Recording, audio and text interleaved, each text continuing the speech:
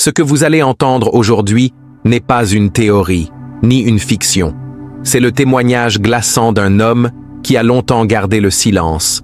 Un silence lourd de secrets, de pression et de peur. Lorsque Will Smith est entré dans cette salle d'audience, personne ne savait à quoi s'attendre.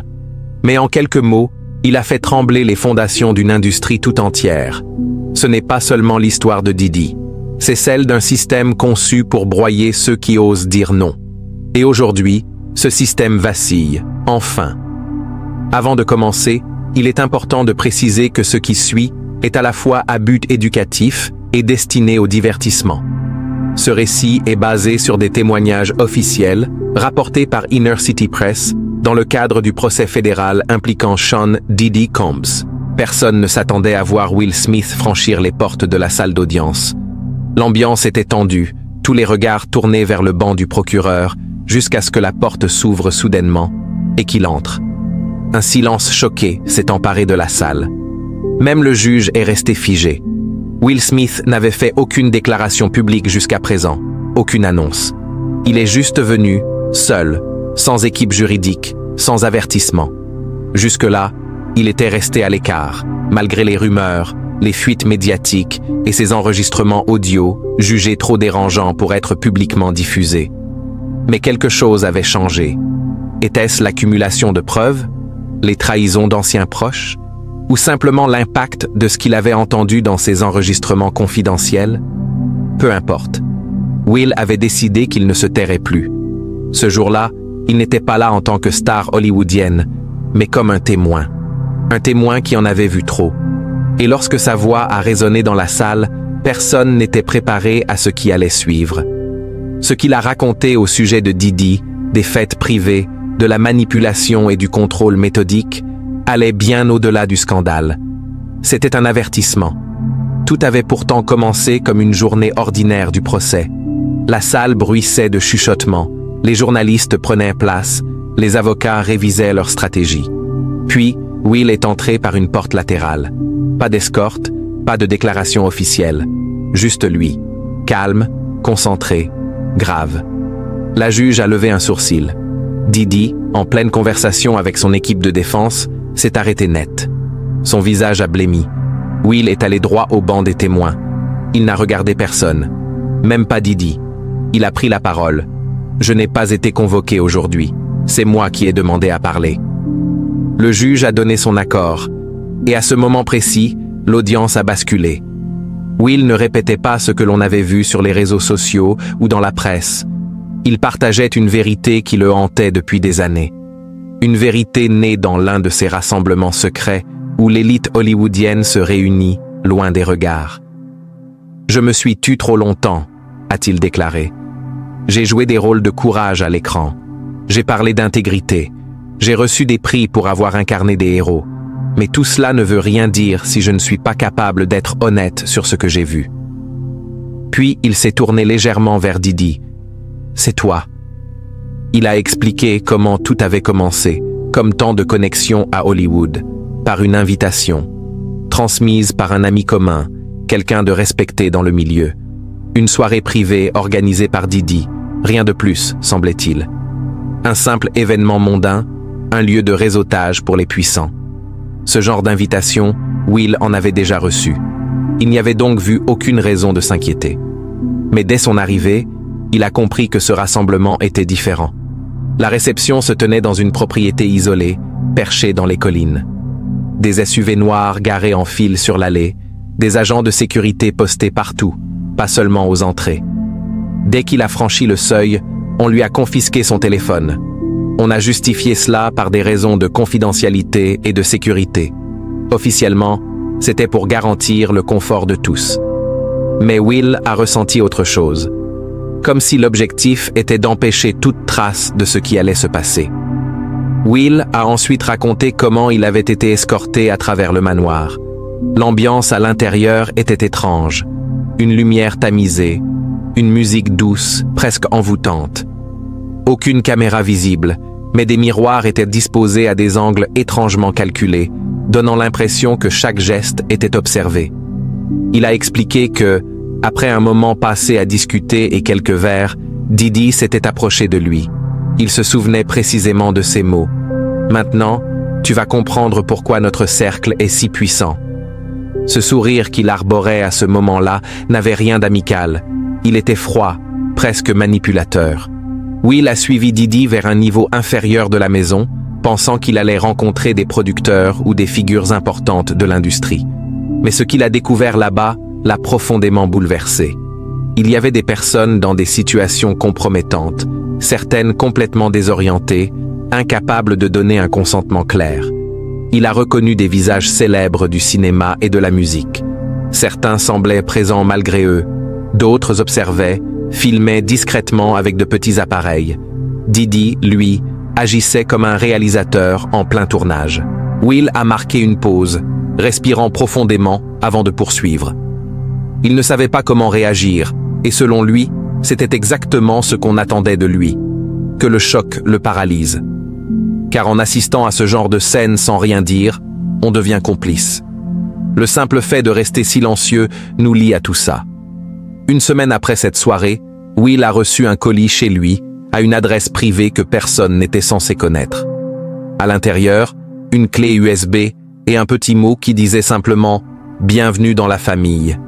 Ce qu'il a vu sur la clé l'a glacé. Il s'agissait d'images filmées lors de cette nuit-là. Certaines le montraient simplement présent, ce qui suffisait déjà à le compromettre vu le contexte.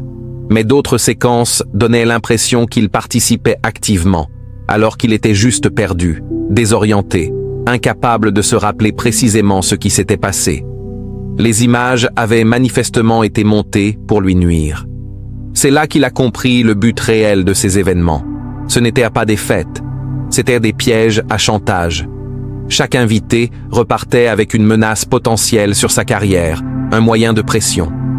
Quelques jours plus tard, Didi l'a appelé. Il lui a demandé s'il avait bien reçu son cadeau de bienvenue, avant d'enchaîner aussitôt sur l'idée d'un projet commun. Le message était limpide. Désormais, un secret les liait, et Will était censé suivre le mouvement. Il a témoigné d'une conversation en particulier qui le hante encore. Didi avait évoqué un jeune acteur prometteur qui, après avoir assisté à l'un de ces événements, avait commencé à se rebeller. Dommage qu'il n'ait pas compris comment fonctionne vraiment ce business, avait-il dit. 2 mois plus tard, la carrière de ce jeune homme s'est arrêtée net. Plus aucun rôle, plus de rappel. Il a fini par quitter complètement l'industrie. Will a regardé autour de la salle d'audience. Il ne s'agissait pas seulement de fêtes douteuses. C'était une mécanique bien huilée, une stratégie planifiée. Ceux qui coopéraient voyaient leur carrière avancer. Ceux qui refusaient disparaissaient. Il a fixé le jury, puis avoué. Pendant des années, je me suis dit que je faisais ça pour protéger ma carrière, ma famille, mon image. Mais en vérité, mon silence protégeait un système qui détruisait des vies. Et c'est cette prise de conscience qui m'a conduit ici, aujourd'hui. Après cette première soirée, il a continué à recevoir des invitations aux événements privés de Didi. Il les a toutes refusées. Pourtant, à chaque refus, quelque chose de bizarre se produisait. Un projet sur lequel il travaillait perdait son financement. Un réalisateur changeait subitement d'avis. Un scénario promis était attribué à un autre acteur. Au début, il a cru à une succession de malchances. Mais les coïncidences étaient trop fréquentes. Et surtout, il a découvert qu'il n'était pas seul. En discutant discrètement avec d'autres acteurs et musiciens, il a compris qu'ils vivaient la même chose. Ils utilisaient des codes pour se parler. On demandait subtilement « Tu es déjà allé à la maison ?» ou « Tu as reçu un cadeau ?» C'était une vérité partagée, mais tue. Personne n'osait en parler clairement, car tous avaient la même peur. Que tout soit enregistré, que tout puisse un jour être utilisé contre eux. Will a raconté un moment marquant, survenu en 2017. Il avait confié à quelqu'un, qu'il pensait fiable, qu'il envisageait de révéler ce qu'il savait. 3 jours plus tard, un blog publiait une fausse histoire scandaleuse sur sa vie privée. Les détails de l'histoire diffusée sur ce blog étaient finement pensés, suffisamment crédibles pour semer le doute, mais impossibles à nier sans attirer encore plus d'attention. Le message était limpide. Si Will décidait de parler, ce n'était qu'un avant-goût de ce qu'il attendait. Il a expliqué que l'influence de Diddy dépassait largement les frontières de l'industrie musicale. Il n'était pas seulement connecté à des artistes ou des producteurs, mais également à certains médias, à des dirigeants de grandes entreprises et à ceux qui contrôlaient les budgets publicitaires. Il ne s'agissait pas simplement d'un empire dans le divertissement. C'était un réseau d'influence capable de toucher pratiquement tous les domaines de la vie publique. Will a décrit comment ce système fonctionnait. Lorsqu'on était en bons termes avec lui, tout s'arrangeait comme par magie. Les affaires juridiques disparaissaient, les scandales étaient étouffés et aucun article négatif ne voyait le jour. Mais dès qu'on s'éloignait du cercle, tout changeait. Rumeurs, dossiers compromettants, articles anonymes, fuites organisées. Peu à peu, la réputation de la personne ciblée s'effondrait, parfois sans même qu'elle comprenne ce qui se passait. Il a vu d'autres artistes tenter d'échapper à ce système. Des gens talentueux qui ont essayé de prendre leur distance. Presque tous ont été démolis, pas seulement dans leur carrière, mais aussi sur le plan personnel. Leurs relations se brisaient, leurs amitiés disparaissaient, leur soutien s'évanouissait. C'était un isolement parfaitement orchestré. Will s'est arrêté un instant, plus grave que jamais. Il a avoué être resté silencieux pendant des années, se convainquant qu'il protégeait sa famille, sa carrière, tout ce qu'il avait construit. Mais quand les premières inculpations ont commencé à tomber, quand les preuves ont commencé à émerger, il a compris que son silence n'était pas une protection. C'était de la complicité. Il a raconté le moment où tout a basculé pour lui. Il était chez lui, avec sa famille, quand une alerte info a annoncé qu'un témoin clé venait soudainement de retirer son témoignage. C'était quelqu'un de courageux, qui avait livré des détails parfaitement cohérents avec ce que Will avait lui-même vu. Et tout à coup, cette personne prétendait que rien ne s'était passé. Il a compris immédiatement. Le système continuait de fonctionner. La machine à faire taire les gens était toujours en marche. Cette nuit-là, Will n'a pas trouvé le sommeil. Il pensait à tous ceux qui avaient été brisés, à ses carrières stoppées net, à ses vies bouleversées. Et une idée revenait sans cesse. Si même lui, avec son statut, sa notoriété, ses ressources, avait trop peur de parler, alors, qui le pourrait? Le lendemain matin, il a contacté directement les procureurs. Il leur a tout raconté. Ce qu'il avait vu, ce qu'il avait vécu. Il leur a remis les documents, la fameuse clé USB, ses notes personnelles, tout ce qui pouvait venir confirmer les témoignages déjà recueillis. Il s'est tourné vers le jury. « Je ne suis pas ici pour me faire passer pour une victime », a-t-il dit. « Je suis ici parce que je reconnais que mon silence m'a rendu complice. J'aurais dû parler il y a des années. Peut-être que moins de gens auraient été blessés. » Puis il a jeté un regard lourd de sens à Diddy. Cette fois, ses mots étaient chargés de détermination. « Tu comptais sur ce silence. Tu comptais sur la peur pour écraser nos consciences. » Will a fermé brièvement les yeux, comme pour puiser de la force. Lorsque le procureur lui a demandé ce qu'il avait finalement décidé à témoigner, il a évoqué les enregistrements.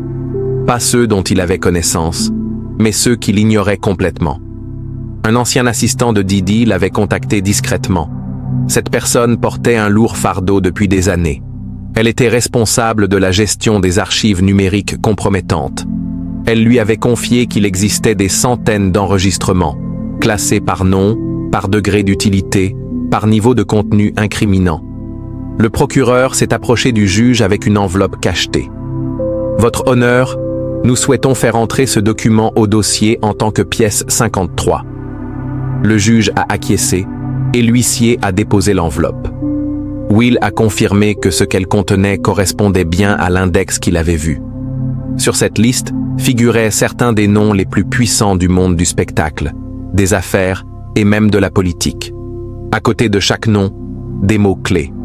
Exploitable, explicite, ivre, mineur présent, compromis financier, une véritable banque de données pour la destruction. L'assistant ne lui avait pas donné les vidéos elles-mêmes. Elles étaient déjà entre les mains des enquêteurs fédéraux. Mais il lui avait montré comment tout était classé. Et surtout, il lui avait montré son propre nom dans cette base, avec plusieurs entrées, à plusieurs dates. Le procureur a ensuite présenté un autre document. Et cette chaîne de mails, pouvez-vous en expliquer la nature au tribunal? Will a hoché la tête. Ce sont des échanges entre Didi et plusieurs cadres, où ils discutent de la manière de gérer le cas d'une actrice en particulier. Will a évoqué une actrice qui avait commencé à parler en privé de ce qu'elle avait vécu lors d'un de ces fameux événements. Dans une série d'emails révélés au tribunal, il était question d'un plan en plusieurs étapes. D'abord, miner sa crédibilité à travers de petites rumeurs, assez insignifiantes pour paraître anodines, mais suffisantes pour semer le doute sur sa fiabilité. Ensuite, exercer une pression financière en sabotant les projets auxquels elle était associée. Et enfin, en dernier recours, diffuser des extraits choisis de vidéos compromettantes, juste assez pour l'humilier, tout en protégeant ceux derrière le système. Will a jeté un regard vers Didi. 3 semaines après ces échanges de mails, cette actrice a publiquement renié les confidences qu'elle avait faites à ses proches. Elle a affirmé souffrir de troubles mentaux qui auraient altéré sa mémoire, puis a annoncé une pause dans sa carrière. Depuis, elle n'a jamais retravaillé. C'est à ce moment-là, a dit Will, qu'il a vraiment saisi l'ampleur du système. Il ne s'agissait pas simplement de manipuler des carrières, mais de contrôler une structure entière fondée sur la peur et le chantage. Les fêtes, les enregistrements, l'usage stratégique de l'information, tout cela formait une toile de pouvoir conçue pour rendre l'ensemble intouchable. Le procureur a alors affiché un message texte à l'écran. « Monsieur Smith, pouvez-vous identifier cet échange ?» Will a hoché la tête. « C'est un message entre Didi et moi, datant de 2018. » À l'époque, Will avait refusé pour la 3e fois consécutive une invitation à l'un de ces événements. La réponse de Didi avait été sans détour. « Tu rends ça plus compliqué que nécessaire. Rappelle-toi, j'ai toujours notre première rencontre.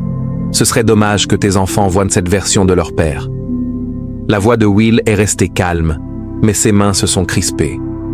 Ce fut la première menace explicite. Jusque-là, tout était implicite, subtil, enraciné dans la structure. Mais là, c'était clair. Il me faisait comprendre qu'il utiliserait ce qu'il avait contre moi si je ne coopérais pas. Plutôt que de répondre, Will a pris une autre décision. Il s'est mis à tout documenter. Il a renforcé la sécurité de ses domiciles avec des systèmes inviolables, mis en place des canaux de communication sécurisés pour sa famille, et s'est préparé à l'éventualité que quelque chose de compromettant finirait par être divulgué, simplement parce qu'il refusait de se soumettre. Quand on lui a demandé ce qui l'avait finalement convaincu de témoigner malgré les risques, Will a parlé d'une conversation avec un autre témoin du dossier.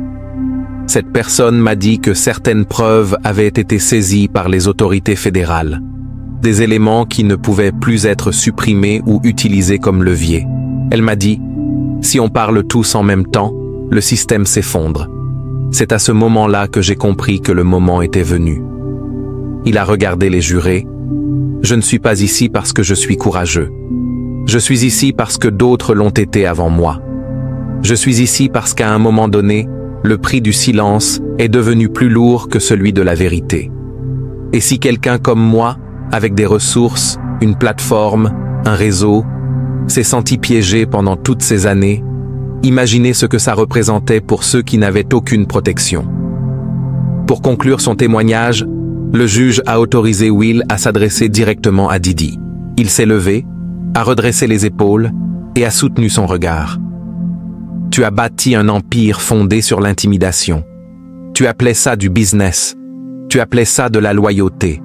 Tu appelais ça la famille. Mais ce que tu as construit, c'est une prison pour tous ceux qui t'entouraient. » Didi est resté figé. Son avocat lui murmurait quelque chose à l'oreille, frénétiquement. Mais ses yeux ne quittèrent pas Will. Et pour la première fois depuis le début du procès, il avait l'air vraiment effrayé. Will a conclu « J'ai vu ce que tu faisais à ces gens lors de tes soirées. » Will a poursuivi son témoignage en dénonçant ouvertement ce qu'il avait vu. La façon dont Didi traitait ceux qui osaient dire non. Il avait entendu ses propos, ceux qu'il tenait lorsqu'il se pensait intouchable. « Tu n'as pas bâti ta réussite sur du talent, mais sur la peur. » Puis, dans un geste qui a figé la salle, Will a sorti une petite clé USB de sa veste. « C'est ce que tu m'avais envoyé il y a des années. Ton assurance, ta menace silencieuse. Je te la rends. Parce qu'aujourd'hui, elle n'a plus aucun pouvoir. La vérité est déjà sortie. Il s'est ensuite tourné vers les jurés. Si vous pensez que tout ça se limite à des comportements déplacés lors de fêtes privées, alors vous passez à côté de l'essentiel. Ce système n'a pas été conçu pour faire la fête, mais pour compromettre, pour faire taire, pour contrôler. Et il n'a pas seulement brisé des individus, il a influencé ce que nous voyons, ce que nous écoutons, qui a eu du succès et qui a disparu. Enfin, Will s'est retourné une dernière fois vers Didi. Tu disais toujours « Bad boy for life », mais c'est ici que ça s'arrête. Il est retourné à la barre, a rangé ses notes, puis a quitté la salle sans se retourner. Et Didi? Pour la première fois depuis le début du procès, son masque s'est fissuré. Lui qui avait toujours affiché une confiance imperturbable, était maintenant recroquevillé, nerveux, griffonnant frénétiquement des notes à ses avocats. Ses yeux cherchaient une sortie dans la salle. Il ne contrôlait plus rien. Il ne contrôlait plus le récit. Quant à Will, lorsqu'il a quitté la salle, il ne paraissait ni triomphant ni soulagé. Il ressemblait à un homme qui venait de déposer un fardeau qu'il avait porté trop longtemps. Le silence pesait encore dans la salle d'audience. Même le juge semblait momentanément déstabilisé. Plusieurs jurés avaient les larmes aux yeux. Et Didi, l'homme que tout le monde pensait inébranlable, était désormais réduit à une silhouette effacée, diminuée, à l'intérieur même de la salle où il croyait régner. Will n'a pas parlé aux journalistes dehors. Il n'a fait aucune déclaration. Pas de pause devant les caméras. Il s'est contenté de marcher vers le véhicule qui l'attendait, protégé par ses gardes du corps. Son visage était grave, mais déterminé. Plus tard, lorsqu'un journaliste lui a demandé s'il craignait des représailles, Will aurait simplement répondu « La vérité n'a pas peur d'être révélée. Seuls les mensonges devraient. » Et à l'extérieur du tribunal, le monde commençait à peine à réagir. Dans l'industrie du divertissement, on a parlé d'un séisme. Des réunions d'urgence se sont tenues dans les studios, à huis clos. Les attachés de presse recevaient des appels frénétiques de célébrités inquiètes de leur proximité passée avec Didi. Certains artistes, autrefois proches collaborateurs, ont rapidement publié des communiqués, prenant leur distance avec précaution. En coulisses, les équipes de gestion de crise étaient surchargées. Les juristes examinaient d'anciens contrats. Les agences de relations publiques préparaient des plans de communication pour répondre aux questions inévitables. Mais le signal le plus fort venait des réseaux sociaux. Le public commençait à relier les points, ceux que l'on avait vus depuis des années, mais que personne n'avait vraiment osé nommer. D'anciennes interviews ont refait surface, dans lesquelles on voyait Will visiblement crispé lorsqu'on mentionnait Didi. Des images de tapis rouge montraient des salutations polies, mais froides. Des événements musicaux où, étrangement, les deux hommes ne se croisaient jamais, malgré leur présence. Certains analystes ont commencé à revisiter les anciennes histoires médiatiques. Pourquoi certains scandales éclataient toujours au bon moment, juste après qu'un artiste ait pris ses distances? Pourquoi des carrières brillantes s'éteignaient sans raison apparente? Pourquoi certains récits étaient poussés en avant tandis que d'autres disparaissaient dans l'oubli? Et l'impact le plus immédiat, lui, s'est fait sentir dans le système judiciaire. Moins de 48 heures après le témoignage de Will, les procureurs ont annoncé que 3 nouveaux témoins de haut niveau avaient décidé de parler. Des personnes qui, jusqu'ici, refusaient de témoigner par peur des représailles. Le mur du silence commençait à se fissurer. Sur le plan financier aussi, les répercussions ont été immédiates. Les entreprises liées aux activités de Didi ont vu leurs actions vaciller. Les marques qui avaient des partenariats avec lui ont annoncé suspendre leur collaboration en attendant d'y voir plus clair.